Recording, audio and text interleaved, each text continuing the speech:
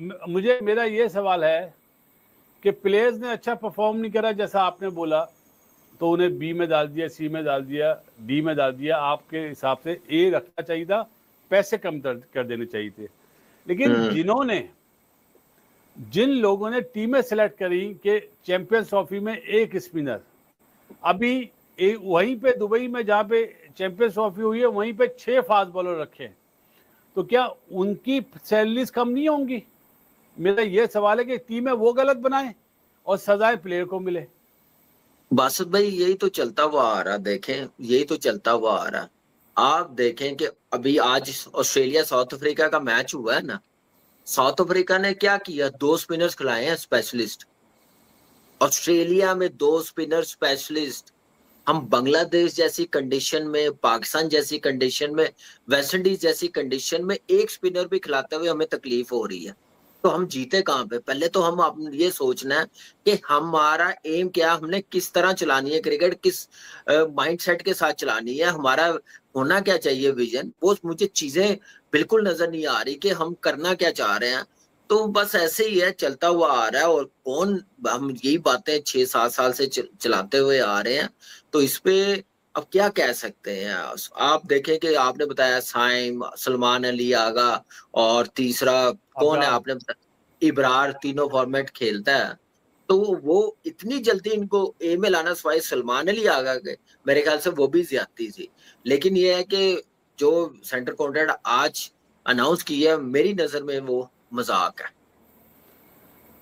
आपने मुझे बोला कि आपने भी जवाब देना है, तो आज मेरा छोटा सा जवाब यह है, अपने YouTube चैनल पे भी ये मैंने बात करी है कि बास प्लेयर ऐसे हैं जैसे शाहिनशाह अफरीदी, रिजवान, बाबर आजम, हारिस रऊफ, हसन अली, इन्हें पैसों की प्रॉब्लम नहीं है। अगर ये जो 30 लड़के अनाउंस हुए हैं, इसके अलावा आपके पास और प्लेयरों का पूल भी नहीं है। अगर इन 30 में से 15 लड़के सेंटर कॉन्ट्रैक्ट पे साइन ना करें और बोले हमें नहीं चाहिए, जैसे न्यूजीलैंडर बोलते हैं, साउथ अफ्रीकन बोलते हैं, ऑस्ट्रेलियन बोलते हैं कि हमें सेंटर कॉन्ट्रैक्ट नहीं चाहिए, तो क्या इनके बगैर टीम बन पाएगी? मेरा जवाब है नहीं बन पाएगी, इन्हें रखना पड़ेगा। तो इस तरह की यूनिटी इन प्लेयर्स में अब क्यों नहीं है? पहले 4 साल पहले तो बोलते थे कि बाबर को हटाने का सोचना भी नहीं, कहाँ गए वो बासत लोग? भाई, बासत भाई, आप ये बात कर रहे हैं, ये तो चले प्लेयर वो हैं जिन्होंने बेचारों ने क्रिकेट खेलनी, ये तो बोल ही नहीं सकते, ऐसी चीजें सोच भी नहीं सकते। हमारे बैच के लड़के डिसाइड हुआ कि हम सेंटर कॉन्ट्रैक्ट साइन ही करेंगे, जिसने मोटिवेट किया उसने सबसे पहले जाके साइन किया। तो ये उनमें देर नहीं है। यहाँ पे मुझे एक बात बताएं, मैं अब क्या बोलूं, कौन कौन से कप्तान आए हैं, कैसे क्रिकेट चलाई है, जैसे कौन कौन से कोच आए हैं, कैसे क्रिकेट चलाई है, आज वो रिजल्ट हमारे सामने आ रहे हैं। उनका जो विजन था क्रिकेट चलाने का, आज उनका असर हो रहा है। और आज हम लोग कहाँ पे स्टैंड कर रहे हैं। तो अब ये बातें नहीं है, और इन प्लेयरों में हिम्मत नहीं है। ये इनको आप कहें ना कि गाड़ी स्टेडियम के वो 1 किलोमीटर दूर खड़ी करें और फिर आए स्टेडियम, तो ये वो भी करने को तैयार है। इनमें वो करे, वो नहीं है, दम क्या नहीं नाम है, है, दम। दम नहीं है, सॉरी, दम नहीं है। और वो दिलेरी नहीं है कि जो पहले कोई गाड़ी गेट पे रोक लेता था तो ऐसे गिरेबान पकड़ लेते, तुम्हारी हिम्मत कैसे हुई हमारी गाड़ी रोकने की। वहां पे नथु खैरा हर कोई वहां पे अंदर जा रहा है, तो तुम प्लेयर्स को रोक रहे हो। मैंने खुद किया ऐसे कि कैसे तुमने जाने नहीं दिया, मेरे भाई को अंदर नहीं जाने दिया, तो मैंने पकड़ लिया था वहां पे सिक्योरिटी वाले को। ऊपर से असद मुस्तफा वो सारे आए हैं कि क्या हुआ, क्यों हुआ। मैंने कहा ये हुआ, मेरे भाई को अंदर नहीं जाने दिया। यहाँ पे हर कोई बंदा अंदर जा रहा और प्लेयर्स के भाई को नहीं अंदर जाने दिया। ये तो हाल नाइन है, इनमें वो दिलेरी कामी नहीं है, ये वो दिलेरी कामी नहीं है। 90s के जो लौंडे थे ना, जिनमें हम भी थे, जुम्मा जुम्मा 8 दिन हमें हुए नहीं थे टीम में, लेकिन बात असूल की करते थे, नहीं तो नहीं, सबकी एक जबान होती थी। हाँ तो हाँ, बोर्ड वोर्ड उस टाइम पे बिल्कुल ही मफलूज था जो, लेकिन तो हम बासत हम भाई अब सच क्या बोलते कह थे। सकते, बासत भाई हमने भी उनसे ही सीखा, तो इसलिए जाके बात कर लेते थे। जैसा आप ऊपर ऊपर के लेवल पे होगा ना, जैसी सोच होगी, जैसी मेंटालिटी होगी, जिस अप्रोच के साथ क्रिकेट खेलेंगे, जो माइंडसेट होगा, वही नीचे डिलीवर होगा। तो इसलिए इससे इस बैच से पहले जो कप्तान बने हैं उनकी गाड़ियां बाहर ही खड़ी होती रही हैं, वो बेचारे सर नीचे बैंक के अंदर जाते रहे हैं, कप्तान भी प्लेयर्स भी, तो उनमें हिम्मत नहीं है, तो ये भी वही करेंगे, कोई मसला नहीं है। सेंट्रल कॉन्ट्रैक्ट्स, अच्छा बड़ी हैरानी हुई जैसे सेंट्रल कॉन्ट्रैक्ट्स का ऐलान हुआ, ढूंढ रहे थे कि कहाँ गई है कैटेगरी ए जो है वो गायब हो गई। बट बड़ी कभी कभार कहते हैं ना कि जब सीट पे ब्यूरोक्रेट्स बैठे होते हैं तो लीगल मसला जो मसाइल होते हैं उसमें नहीं फंसते। सो वो लीगल मसाइल से बचने के लिए कैटेगरी ए को ओमिट ही कर दिया गया बिल्कुल और कैटेगरी बी से शुरुआत की। आप सेटिस्फाइड हैं इन सेंट्रल कॉन्ट्रैक्ट्स से? मेरा ख्याल है पहली दफा पाकिस्तान क्रिकेट बोर्ड ने एडमिट किया है कि हमारे पास ऐसा क्वालिटी का कोई प्लेयर नहीं है जिसको हम एक कैटेगरी में रख सकें, और ये अक्कास है इस वक्त पाकिस्तान की क्रिकेट की जो सिचुएशन है उसकी अक्कास है। चाहे आप टेस्ट मैच ले लें, चाहे आप ओडीआई क्रिकेट ले लें, चाहे आप T20 क्रिकेट ले लें, तो ये अक्कास है। ऑल्दो इसमें 50% अगर प्लेयर्स का कसूर है, उनकी परफॉर्मेंस का कसूर है, तो 50% सिलेक्शन कमेटीज़ का भी कसूर है। ओवर द ईयर्स जितनी चॉपिंग एंड चेंजिंग हुई है, बहुत से प्लेयर हमारे अभी भी तीनों फॉर्मेट खेल सकते हैं, तीनों फॉर्मेट खेलकर वो एक कैटेगरी भी ले सकते हैं। लेकिन हमारी क्रिकेट में जो रिवायात हैं कि हम चॉपिंग एंड चेंजेस करते हैं, हम किसी की नहीं सुनते, हमारे प्लेयर्स अपने आप को इम्प्रूव करने के लिए तैयार भी नहीं है। तो अक्कास है इस वक्त जो पाकिस्तान की क्रिकेट की सिचुएशन है, और एक तरह से वार्निंग भी है, एक तरह से मैसेज भी है प्लेयर्स को कि अगर आप इम्प्रूव नहीं करेंगे तो फिर एक कैटेगरी में नहीं आएंगे। बिल्कुल सही। हाफिज साहब, अगर हम बी कैटेगरी की बात करते हैं तो देखा जाए शादाब खान आपके ख्याल के मुताबिक ठीक है बी कैटेगरी में? देखें जी, बात यह है कि ये कैटेगरीज जो हैं इसके ऊपर सारे पाकिस्तान में बहस मुबाहिसा हो रहा है, लेकिन असल बात जो है वो कुछ और है। वो ये है कि जिन लोगों ने खिलाड़ियों की ये कैटेगरीज बदली हैं, बाबर आज़म, रिजवान, शाहीन, ये जितने भी लोग हैं, खिलाड़ियों को तो 10-10, 15-15 लाख रुपए ए से बी में आके उनको तो माली तौर पर आपने ख़राब कारकर्दगी की बुनियाद पर उनको सज़ा दे दी है, या आपने उनका एहतसाब किया है, वो ठीक है, होना चाहिए। लेकिन क्या ये सिर्फ़ और सिर्फ खिलाड़ियों के ऊपर ही होना है? 50-50 लाख आपने जिन लोगों को देते रहे हैं, क्या उनको उनका एहतसाब कौन करेगा? और फिर ये जो अगर जिस तरह से अभी पाकिस्तान क्रिकेट की जो हालत है, ये ए कैटेगरी ख़त्म कर दी है, इसका मतलब ये आपने ऐलान कर दिया है कि हम बी कैटेगरी की टीम है। ठीक है, और ये जिन लोगों की वजह से बी टीम बनी है पाकिस्तान की, उनका एहतसाब कौन करेगा? क्या उनकी तनख्वाहों में भी मराहत में कोई कमी हुई है या नहीं हुई है? आज पाकिस्तान में बहुत सारे लोग ढोल उठाए हुए हैं, बजा रहे हैं कि पाकिस्तान क्रिकेट बोर्ड ने तो कमाल कर दिया। ये ढोल कल से बज रहे हैं, जब से टीम अनाउंस हुई है ना पाकिस्तान की, ढोल कल से बज रहे हैं। वो ये तो फैसला कोई कर ही नहीं सकता पाकिस्तान में कि इतने बड़े बड़े खिलाड़ियों के साथ ऐसे कर दिया जाए। मेरा ख्याल है उन्होंने क्रिकेट इससे पहले देखी नहीं है। उन्होंने महज शोएब अख्तर का नाम नहीं सुना, उन्होंने जावेद मियांदाद का भी नाम नहीं सुना। पर हाफिज वो सोशल मीडिया का दौर नहीं था। नहीं ना हो। वो उस वक्त जिस तरह बैकलैश मैं उन लोगों की बात ही नहीं कर रहा मैडम। हमने क्या मैडम, मैं उनकी बात ही नहीं कर रहा। अभी देखा मोहम्मद वसीम बात ही नहीं कर रहा। सिलेक्टर थे, एक टीम अनाउंस होती है, सोशल मीडिया के प्रेशर के बाद पूरी टीम बदल दी जाती है। तो ये जो सोशल मीडिया का प्रेशर था, ये तो पाकिस्तान क्रिकेट बोर्ड को खा गया था। बिल्कुल प्रेशर लेने वाला कौन ले रहा है? जो ले रहे थे प्रेशर। इसका मतलब ये है कि आज अगर वसीम अकरम और शोएब अख्तर होते तो पीसीबी के चेयरमैन भी वही होते, चीफ सेलेक्टर भी वही होते, कप्तान भी वही होते। हालात ऐसे तो जो प्रेशर ले रहे हैं ना, तो बात ही उन्हीं के हवाले से हो रही है, और जो ढोल बजा रहे हैं उनके हवाले से हो रही है। ठीक है, जो दबाव ले रहे हैं और जो बातें कर रहे हैं, उन्होंने नहीं देखा ना, उन्होंने जावेद मियांदाद को भी नहीं देखा होगा। ठीक है, उन्होंने सईद अनवर को भी नहीं देखा होगा।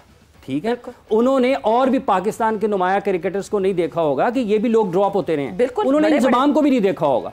उन्होंने ये भी नहीं देखा होगा कि 2003 के बाद जब पाकिस्तान की टीम वर्ल्ड कप से वापस आई है ना, तो 8 सरकर्दा खिलाड़ियों को ड्रॉप कर दिया था पाकिस्तान ने। 8 सरकर्दा खिलाड़ियों को, 8 उनके नाम उठाकर देखें, पाकिस्तान की क्रिकेट की तारीख के सारे रन्स और विकेटें जो है ना उन्हीं 8 खिलाड़ियों में आपको नजर आती हैं।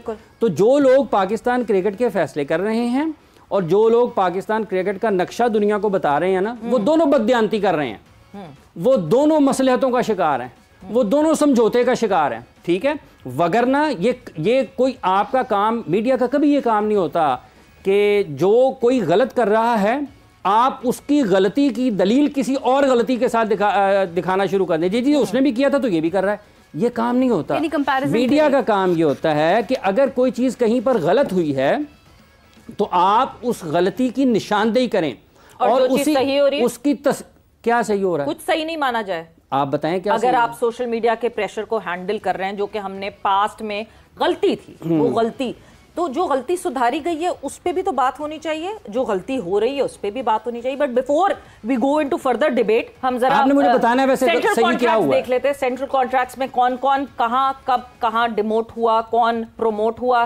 सबसे पहले हम बी कैटेगरी की बात करते हैं, बिकॉज ए कैटेगरी तो है ही नहीं। बाबर आजम और मोहम्मद रिजवान सिर्फ ए कैटेगरी में थे पिछली दफा और उनको डिमोट करके कैटेगरी बी में लाए गए हैं। शाहीन शाह अफरीदी बी में ही थे, बी में ही मौजूद है। अबरार, साइम अयूब, सलमान अली आगा, शादाब खान, हारिस रऊफ ये कैटेगरी सी से कैटेगरी बी में आए हैं। शादाब और हारिस रऊफ क्यों आए हैं ये हम पूछेंगे अभी, क्योंकि कारकर्दगी के बेसिस पे बनाया गया है। उसके बाद हसन अली कैटेगरी बी का ही हिस्सा तो उसी में रहे, and Fakhar Zaman. Category C की तरफ मूव ऑन करते हैं तो अब्दुल्ला शफीक, फहीम अशरफ, हसन नवाज, मोहम्मद हारिस, मोहम्मद नवाज ये सब कैटेगरी सी में थे, वहीं रिटेन किया गया। नसीम शाह को डिमोट किया गया कैटेगरी बी से कैटेगरी सी में। नुमान अली, साहिबजादा फरहान, साजिद खान और सऊद शकील ये कैटेगरी सी का हिस्सा है। कैटेगरी अब डी की बात करते हैं तो कैटेगरी डी में जो है वो अहमद दानियाल, हुसैन तलत, खुर्रम शहजाद, खुशदिल शाह, मोहम्मद अब्बास आफरीदी, मोहम्मद वसीम जूनियर, सलमान मिर्जा ये कैटेगरी डी में ऑलरेडी थे। शान मसूद को डिमोट किया गया and Shan Masood comes into category D, जिस तरह की परफॉर्मेंस रही। बट के डिबेटेबल ये है कि हाँ जी टेस्ट का कप्तान है और बहुत सारी डिबेट्स इस पर भी हो रही हैं। सुफियान मुकीम भी कैटेगरी डी का हिस्सा है और उनको वहीं रिटेन किया गया।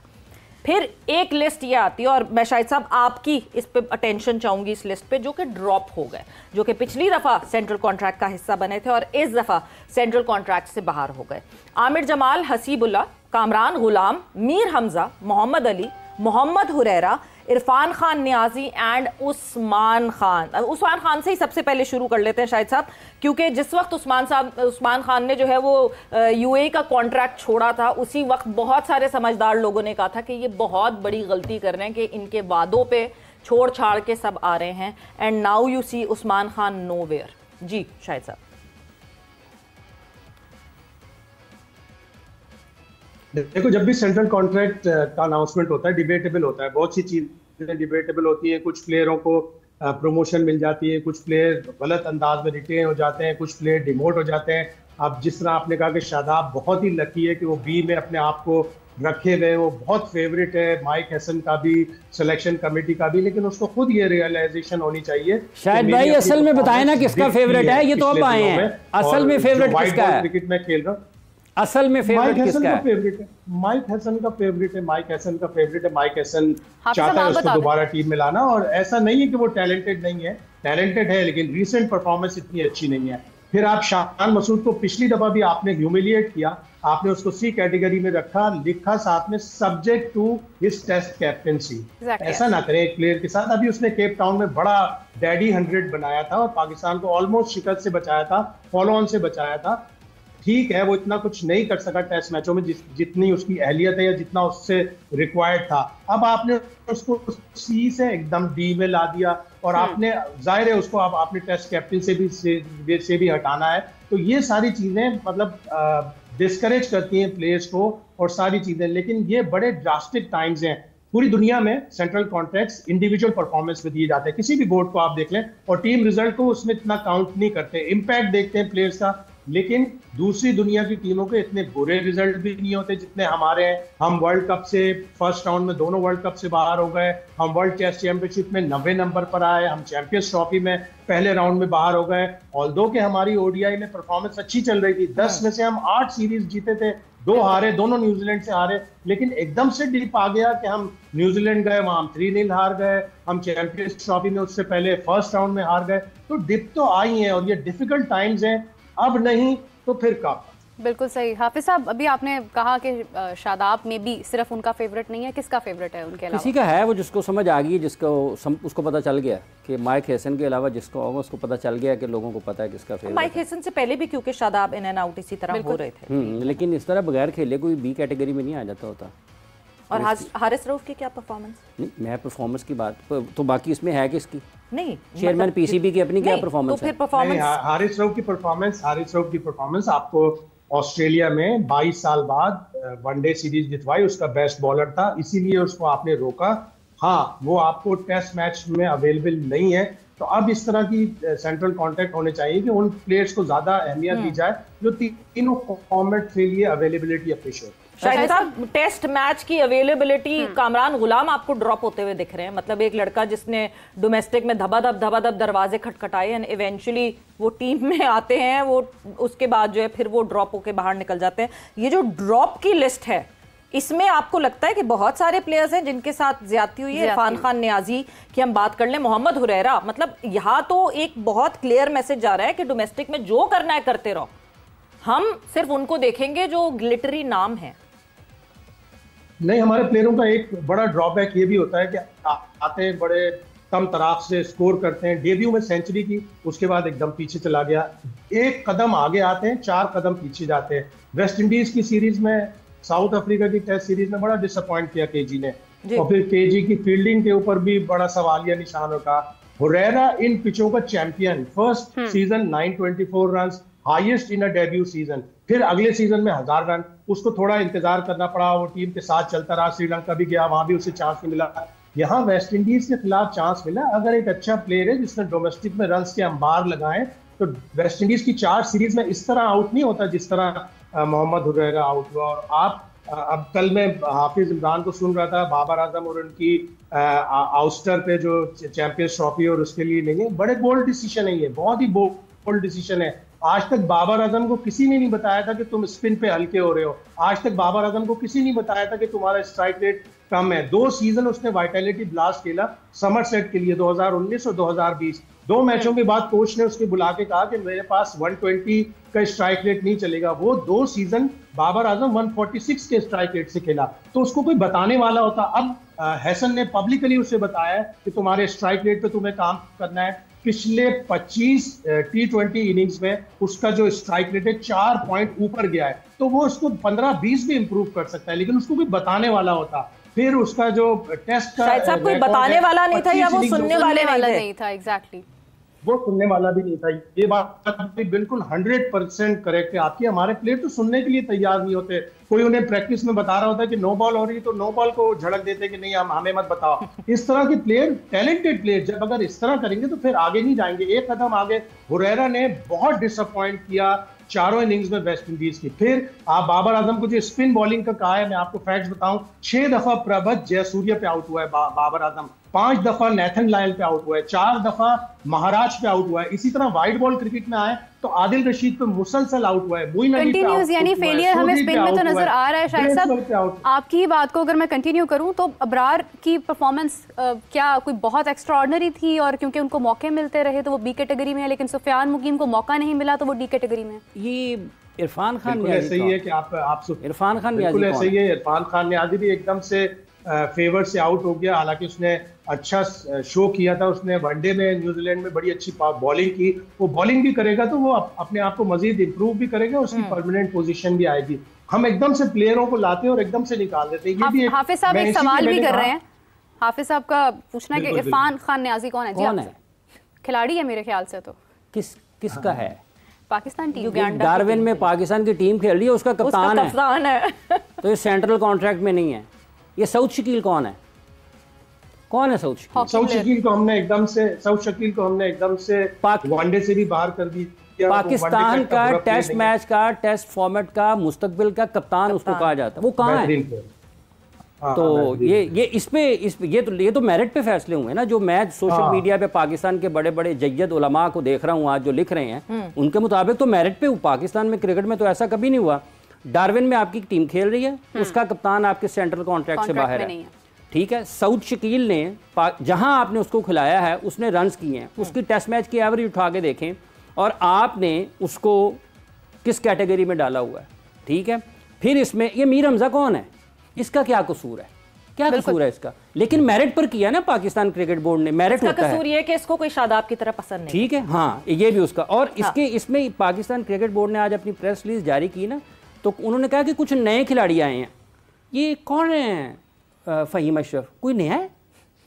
ज़रा बताइएगा। आजकल की जनरेशन के लिए नया है। हसन अली कोई नया है? मतलब मैं तो जानना चाहता हूँ ना, मैं अपनी इल्म में इजाफा चाहता हूँ। देख मेरी कि मैं क्या चाहता हूँ, सादगी के मैं क्या चाहता हूँ। ये कौन है हसन अली? कोई नया खिलाड़ी है? खुशदिल भी नया है आपका। इसलिए नए प्लेयर नहीं लिखा उन्होंने, उन्होंने लिखा new entry in central contract. लेकिन पहली बार एंट्री तो नहीं हुई है ना, मतलब पहले भी तो ये हिस्सा ही थे, इसलिए पहले से भी थे। मैं वही कह रहा हूँ ना, हमारे प्लेयर्स का भी ये अलमिया रहा है कि अच्छा एक और बात है शायद भाई कथा कलामी की माजरत चाहूंगा, लेकिन इसमें किसी भी जगह पर जो इन्होंने सेंट्रल कॉन्ट्रैक्ट बनाए हैं, जब ये खिलाड़ी पिछले साल इनको सेंट्रल कॉन्ट्रैक्ट दिए गए थे तो यही सेटअप था ना पाकिस्तान क्रिकेट बोर्ड का। सिलेक्शन कमेटी भी गालिबन इसके करीब यही थी, उसके बाद में लोग बदले, लेकिन अगर आप 90% से ज़्यादा लोग देखते हैं तो वो यही हैं। अगर इस सिलेक्शन कमेटी ने गलत टीम सेलेक्ट की चैंपियंस ट्रॉफी के लिए, प्लेइंग 11 गलत बनाई, खिलाड़ी बेहतर परफॉर्म नहीं कर पाए, वो हार गए, अगर खिलाड़ियों की गलती है तो ये जो पाकिस्तान क्रिकेट बोर्ड में बरसों से दहाइयों से लोग बैठे हुए हैं और उनको कौन पूछेगा? आज अगर पाकिस्तान की क्रिकेट में इन्होंने ए कैटेगरी ख़त्म की है, अब इनको कोई जाके पूछे कि जब आप ये ऐलान कर रहे हैं लोग आपके बारे में क्या बात करेंगे फिर? दुनिया में आपने ए कैटेगरी ख़त्म की है ना, तो इसका मतलब ये है कि आपने ऐलान कर दिया है कि आप तस्दीक शुदा बी कैटेगरी के खिलाड़ी आपके पास हैं, तो आपकी दुनिया में क्या बात होगी? और अगर ये सारे इसका क्या सोल्यूशन होता फिर? आप इसका सोल्यूशन? मैडम मैं सोल्यूशन के लिए नहीं हूँ, कैटेगरी ए सोल्यूशन के लिए मैं नहीं हूँ। ये वही वाली बात होगी, मुझे पैसे नहीं मिलते, मैं क्यों करूँ ना? आप 50 लाख आप यहाँ पे बुलाएं मोहसिन नकवी साहब को, उनसे पूछें सोल्यूशन क्या है। आप आकिब जावेद साहब को बुलाएं, आप उस्मान वाला को बुलाएं, आप पाकिस्तान क्रिकेट बोर्ड की सिलेक्शन कमेटी के उन तमाम अरकान को बुलाएं, वो बताएं सोल्यूशन। कौन प्लेयर होते कैटेगरी ए में? नहीं, क्योंकि शाहिद साहब देखें, मेरी जो नाकिस सी नॉलेज है, ये उनको पूछें, वो बताएं कौन। जो मैंने लीगल मसाइल की बात की थी कि जिस वक्त ज़का अशरफ साहब ने जो है वो सेंट्रल कॉन्ट्रैक्ट साइन कराया, it was a span of 3 years, और इस 3 साल में उन्होंने कहा था कि परफॉर्मेंस के बेसिस के ऊपर नीचे प्लेयर्स होते रहेंगे।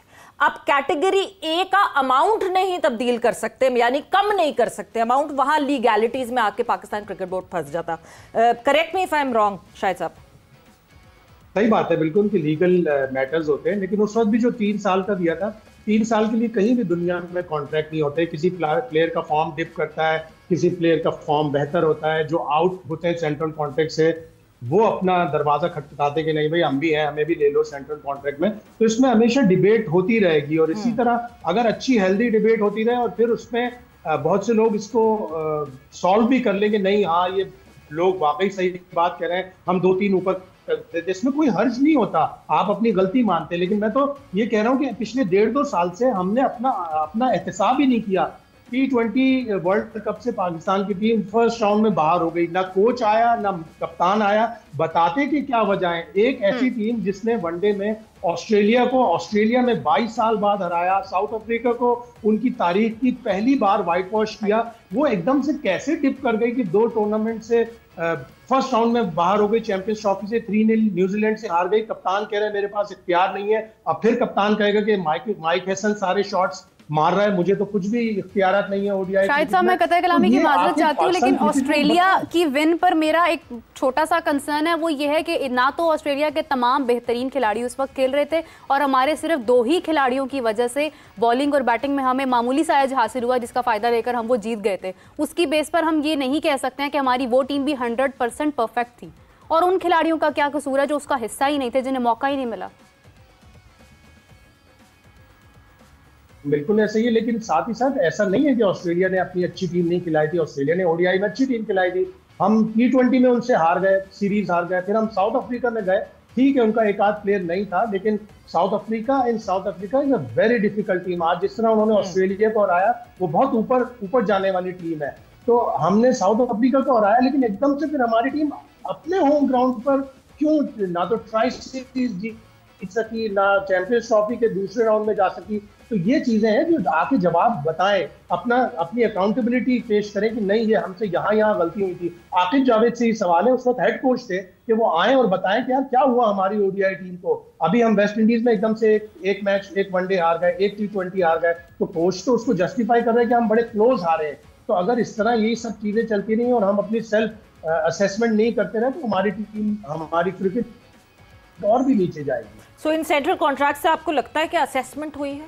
इन सेंट्रल कॉन्ट्रैक्ट से वो पार्शियली जो सर्जरी का नारा लगा था, क्या ये पार्ट ऑफ सर्जरी है?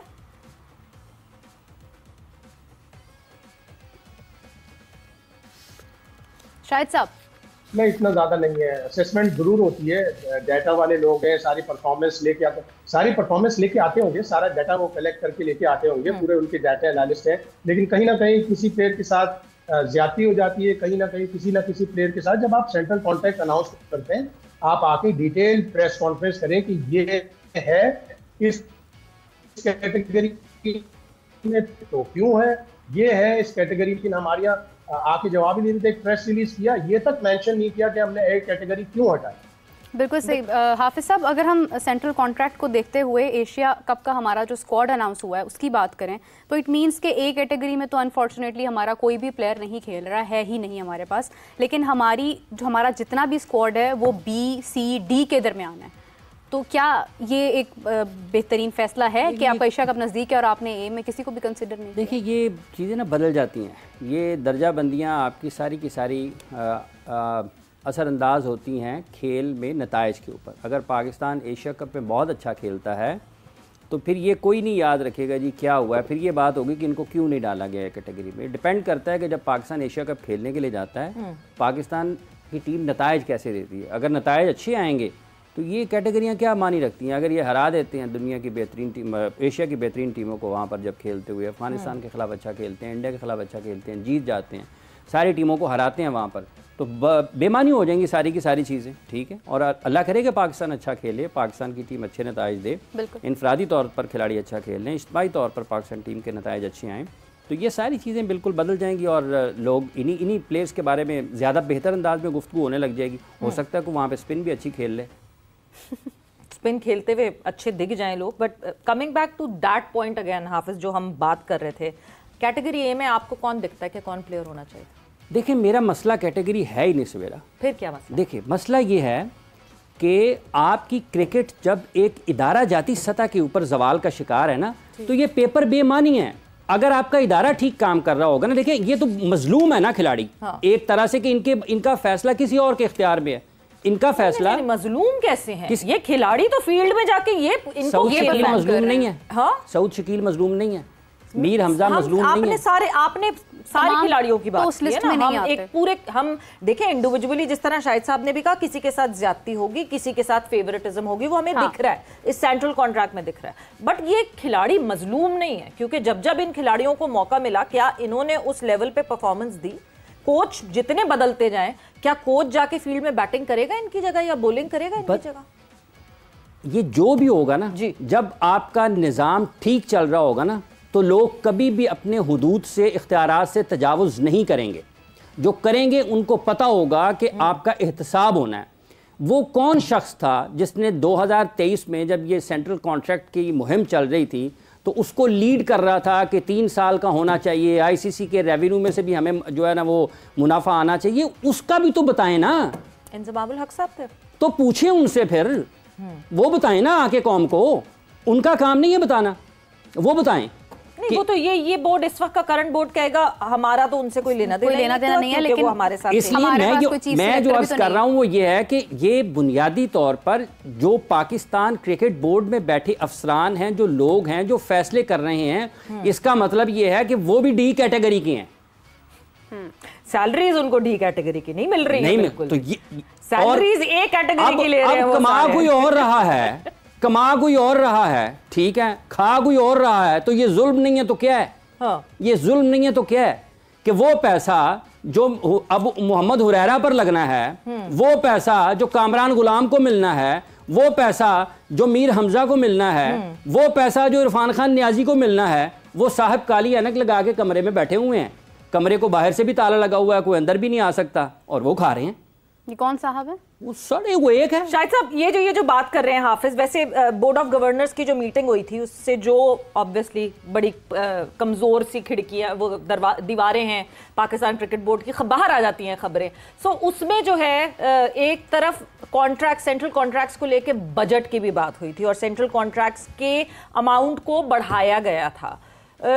कितना बढ़ाया गया था और इतना कि यहाँ दिख रहा है वो उतना बढ़ाया हुआ? बिकॉज यस, सेंट्रल खबरें ये ज़रूर आ रही हैं कि कैटेगरी सी में जो है वो 5 लाख का इजाफा कर रहे हैं, कैटेगरी डी में शायद 3 लाख का इजाफा कर रहे हैं, 13 से 15 लाख हो जाएगी कैटेगरी डी और कैटेगरी सी 20 से 25 लाख हो जाएगी। मगर जितना बजट वहाँ क्लेम किया गया था वो अभी दिख नहीं रहा यहाँ, क्योंकि आप तो 20-20 लाख तो डायरेक्ट कम कर रहे हैं मोहम्मद रिजवान और बाबर आजम के अकाउंट से। बिल्कुल ऐसे ही है, प्लेयरों की वजह से क्रिकेट होती है, प्लेयरों की वजह से अर्निंग होती है। अगर आपकी क्रिकेट नीचे जाएगी, आपकी स्पॉन्सरशिप भी खत्म होगी, कम हो जाएगी स्पॉन्सरशिप। आप अपने प्लेयरों को जब तक रेवेन्यू प्रॉपर्ली डिस्ट्रीब्यूट नहीं करेंगे तो आपकी क्रिकेट इसी तरह नुकसान होगी और प्लेयर्स डिस्करेज भी होंगे।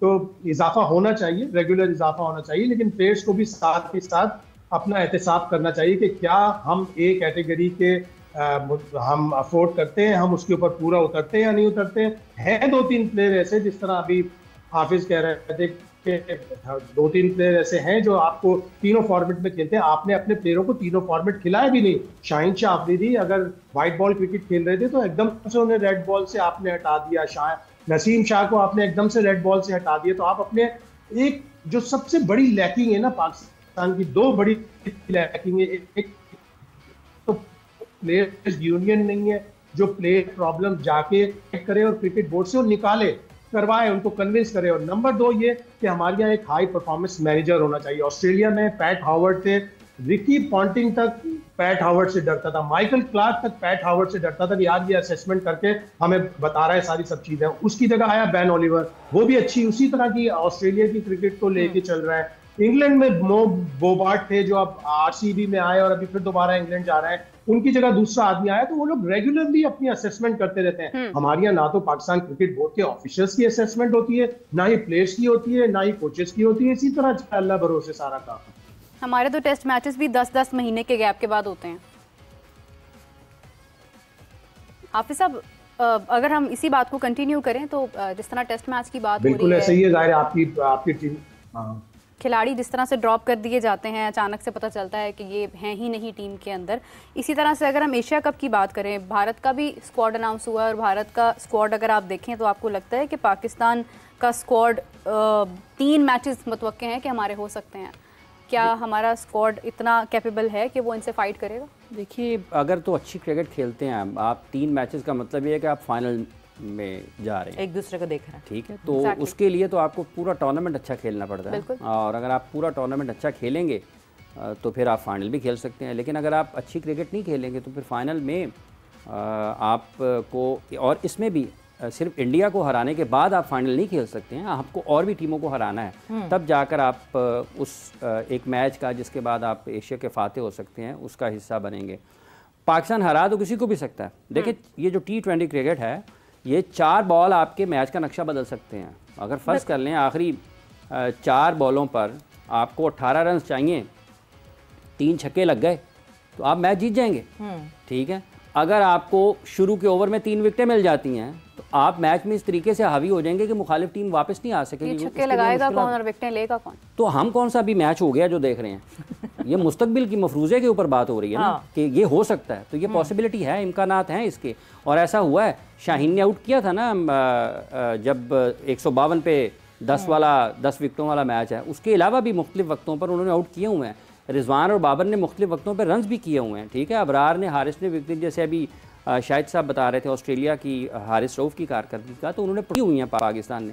लेकिन क्या ये परफॉर्म करते हैं एशिया कप में वैसा या नहीं करते हैं? हरा तो सकता है पाकिस्तान किसी को भी, लेकिन किसी को अफगानिस्तान भी हरा सकता है, इंडिया को, अफगानिस्तान पाकिस्तान को भी हरा सकता है, पाकिस्तान अफगानिस्तान को भी हरा सकता है। T20 एक ऐसा फॉर्मेट होता है जिसपे थोड़ी सी आपको you just get a sniff है और आप जीत हासिल कर सकते हैं। शाहिद साहब, कमिंग बैक टूवर्ड्स यू, क्योंकि अब स्क्वाड का जिक्र शुरू हो गया है, सो पाकिस्तान के स्क्वाड के हवाले से आपकी क्या राय है?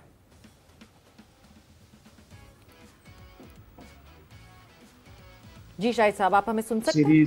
में खिलाकर हमने चेक किया, उन्होंने 3 मैचों में 7 आउट। आवाज आ रही है आपको? जी जी जी जी जी आवाज आ रही है? जी आवाज आ रही। सलमान मिर्जा को वापस आए। सलमान मिर्जा, शाहीन शाह अफरीदी, हारिस रऊफ, सुफियान मुकीम, अबरार, अच्छा बॉलिंग अटैक है। पाकिस्तान की बैटिंग जो है ना वो मशकूक रहती है कि हम एक दिन 200 भी चेस कर लेते हैं कम से कम ओवर में, और एक दिन हम 92 पे भी वाइट बॉल में आउट हो जाते हैं पूरे 50 ओवर्स की क्रिकेट में। तो बैटिंग हमारी हमेशा मशकूक रही है। अगर हमारी बैटिंग अच्छा करेगी तो मेरे हिसाब से बॉलिंग बहुत अच्छी है। और ये 2 टूर्नामेंट, ये ट्राई सीरीज, एशिया कप, ये डिफाइनिंग मोमेंट होंगे पाकिस्तान की क्रिकेट के लिए। या तो ऊपर जाएगी या अगर नीचे आएगी तो फिर सबके ऊपर प्रेशर पड़ेगा। माइक हैसन के ऊपर भी प्रेशर पड़ेगा और क्रिकेट बोर्ड के ऊपर भी प्रेशर। बिल्कुल। अच्छा, जो मीरब ने जो बात की इंडिया के स्क्वाड को देखते हुए, बिकॉज इंडिया ने आज स्क्वाड का ऐलान किया है, क्या एक वो कहते हैं ना एक मेंटल डिफरेंस पड़ेगा क्या इस बात से? बिकॉज हम हमेशा आने वाले वक्तों में, पिछले वक्तों में ये देखते रहे हैं कि T20 में एक विराट कोहली हमारे गले पड़ जाते थे। सो विराट और Rohit not being now and facing Pakistan, क्या फर्क पड़ेगा उस चीज से?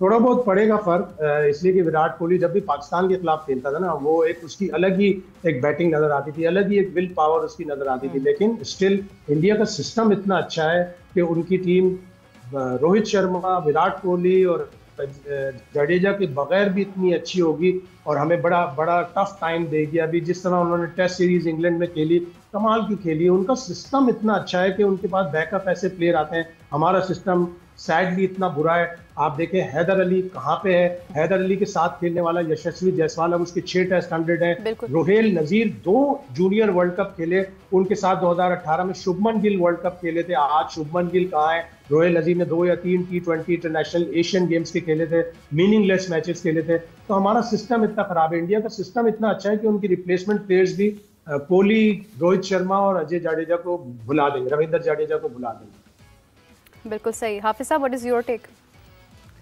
फ़र्क है ना, जो अभी रोहेल नज़ीर का और 2-3 मिसालें दी हैं, तो ये किसकी वजह से हैं? निज़ाम की वजह से हैं। निज़ाम की वजह से। तो ये निज़ाम की मैं बात कर रहा हूँ। मेरा तो असल मुद्दा पाकिस्तान क्रिकेट बोर्ड है और वहाँ पर बैठे लोग हैं। अगर वो ठीक होंगे, वो फ़िक्री तामीर होगी, उनमें समझ बूझ, शऊर और वो होगा जिसकी बैनुल-अक़वामी सतह पर आपको दुनिया का मुकाबला करने की ज़रूरत है। तो ये जो वो टैलेंट पाकिस्तान का बिखरा पड़ा है मुल्क के तूलो अर्ज़ में, आप उसको सामने ला सकते हैं। कोई ये क्यों नहीं बताता कि इनकी कारकर्दगी का मयार क्यों ख़राब हुआ है, क्यों नीचे आए हैं ना? शाहीना अफरीदी पाकिस्तान की तरफ से तीनों फॉर्मेट जो हैं उनमें 100 विकेटें लेने वाले पाकिस्तान के अकलौते बॉलर हैं, ठीक है। अभी ये जुल्म ये है कि जो फर्स्ट क्लास में परफॉर्म करता है उसको हम निकाल देते हैं। उसकी मिसाल हुरैरा है, मीर हमज़ा हैं और सऊद शकील की कैटेगरी देखकर और शान मसूद की कैटेगरी देखकर आप कह सकते हैं। और जो पाकिस्तान टीम में होते हैं उनको कहते हैं जाओ जाके फर्स्ट क्लास खेलो। तो जो नीचे खेल रहा है उसको तो आप शामिल नहीं करते हैं और जो ऊपर है उसको कहते हैं नीचे चले जाओ। तो किसी को समझाएं तो सही। इसलिए जब तक आपका निज़ाम ठीक नहीं होगा, आपके फैसले बेहतर अंदाज में नहीं होंगे, आपकी क्रिकेट आगे बढ़ने वाली नहीं है। ये मानी नहीं रखता कि बाबर आजम खेल रहा है या नहीं खेल रहा है, रिजवान खेल रहा है या नहीं खेल रहा है। पाकिस्तान ने इनसे बहुत बड़े बड़े क्रिकेटर्स देखे हुए हैं, इनसे बहुत बड़े बड़े क्रिकेटर्स देखे हुए हैं। एक बड़े बड़े क्रिकेटर्स ड्रॉप भी हुए हैं, वकार यूनुस, सकलैन मुश्ताक, ये लोग भी ड्रॉप हुए। देखें राशिद लतीफ और मोइन खान का जो आपस में एक दूसरे के साथ पेशा वाराना रकाबत थी ना, आप उसको देखें। 92 का वर्ल्ड कप खेलते हैं मोइन, 96 का खेलते हैं राशिद, 99 का खेलते हैं मोइन, 2003 का खेलते हैं राशिद। तो ये इतने बरसों अगर वो एक दूसरे के आमने सामने रहे हैं तो किसी वजह से रहे हैं ना। तो क्या आज मतलब है कि रिजवान के बाद पाकिस्तान की विकेट कीपिंग खत्म है? ये लोग आते जाते रहते हैं। आपका निज़ाम अगर ठीक होगा तो कहीं उसमें भी आपको खराबियां और खामियां रहेंगी, लेकिन कम अज कम ये नहीं होगा कि आप हारते चले जाएं।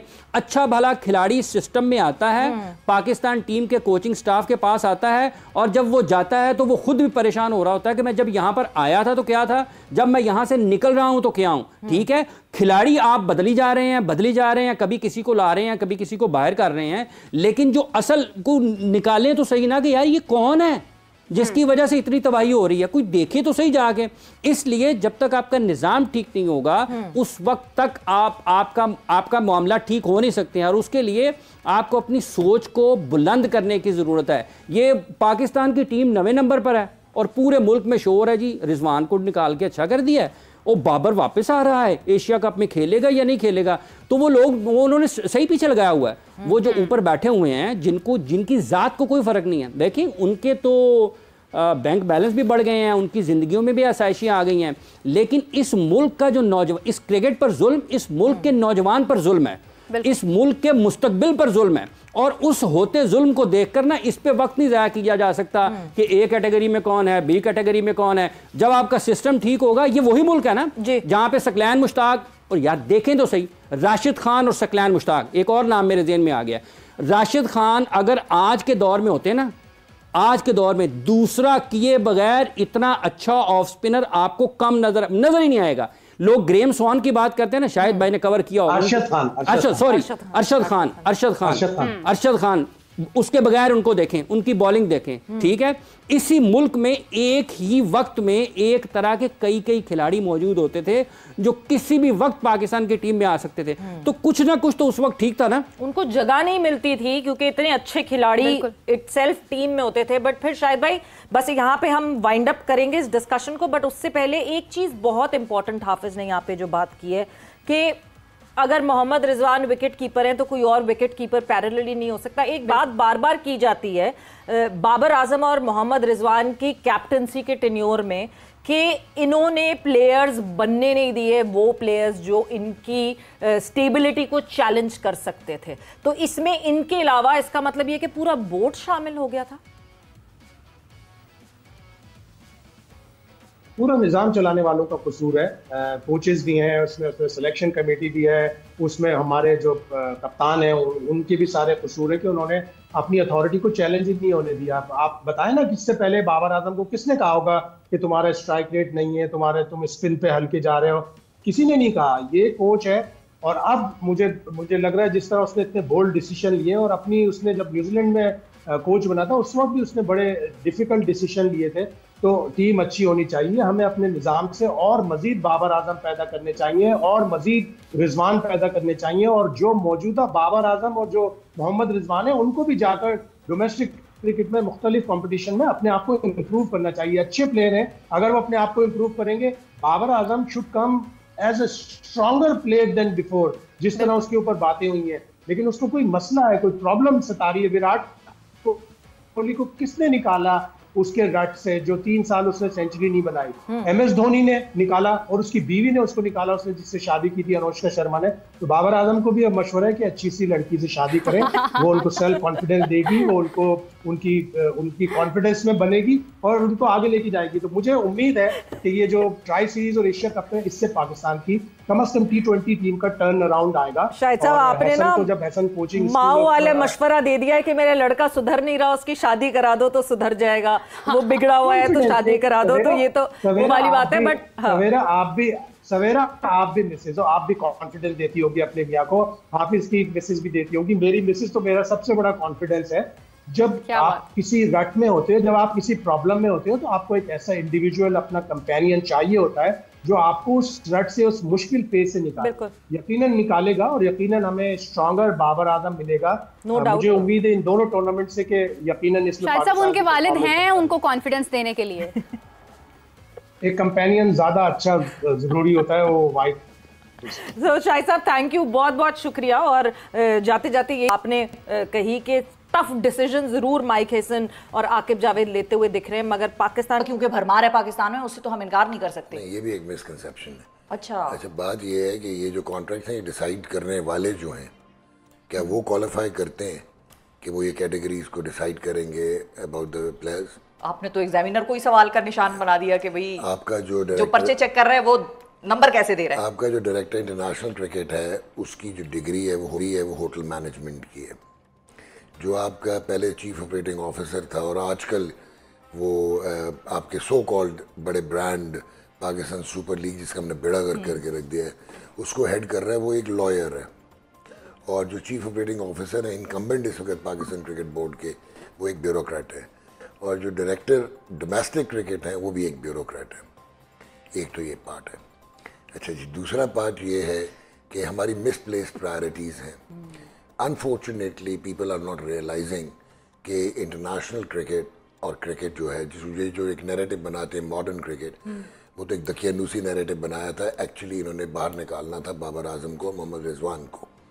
उनके मुतालिक मैं ये कहूँगा कि शायद दे लोग वी ज़ालिम संग सानू मरंदा शौक वीसी उन्होंने परफॉर्म नहीं किया, लेकिन उनके साथ हुई ज़्यादती।